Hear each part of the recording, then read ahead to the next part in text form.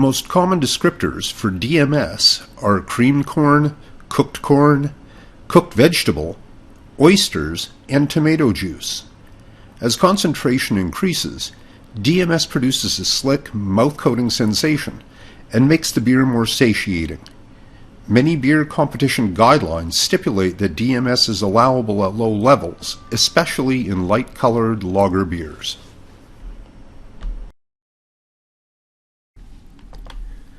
DMS is produced primarily during wort boiling.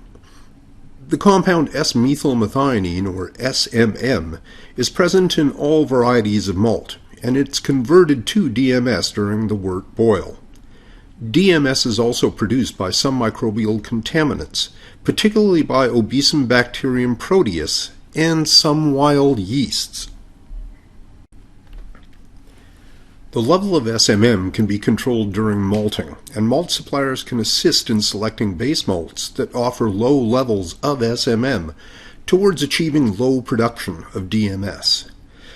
Primary control is through conditions involved in wort boiling. It's important to have a good, vigorous, rolling boil that facilitates the evaporation of DMS, which is then lost up the kettle steam stack. It's also important to have sufficient overall evaporation, and that the steam escaping the stack not recondense into liquid form and fall back into wort. Brewers must also control the length of time it takes from when boiling wort goes through whirlpool clarification, through the heat exchanger, and into a fermenter.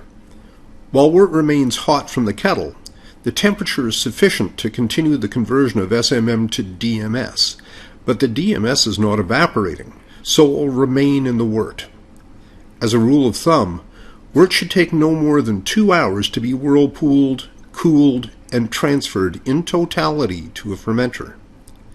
If some unwanted DMS is retained in wort in the fermenter, a vigorous fermentation will help purge the DMS by the CO2 evolved during fermentation. Regarding avoidance of contamination-related DMS issues, good sanitation practices will avoid contamination by the range of microbes that can produce DMS.